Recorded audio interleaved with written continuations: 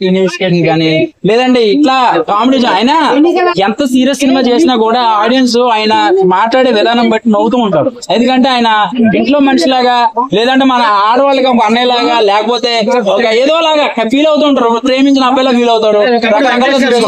చాలా మంది హీరోలు పోస్ట్పోన్ చేసుకునేవాళ్ళు. బాలయ్య గారు ఫ్యామిలీ సినిమా వస్తుంది భయపడేవాళ్ళు. ఇప్పుడు వెంకటేష్ గారి సినిమా వస్తుంటే ఓపెనింగ్స్ కూడా సరిగ్గా రావట్లేదు. ప్రభాస్, రామ్ చరణ్, ఎన్టీఆర్ ఇట్లా ప్లానింగ్ వెంకటేష్ గారి కన్నా అయిపోయింది. అంటే పులి సింహం 2 అడుగులు వెనక్కేసిందంటే ఏదో అయిపోయింది కదా అనుకుంటాం కదా, కంబ్యాక్ ఇచ్చారనమాట. మన బాలయ్య బాబు గారు ఒక సినిమాకు ఒక సాంగ్ కి దబిడి సాంగ్ కి పత్తి కుక్క మురిగింది. ఈ మధ్య అన్ని ప్లాస్టిక్ వేస్తారు.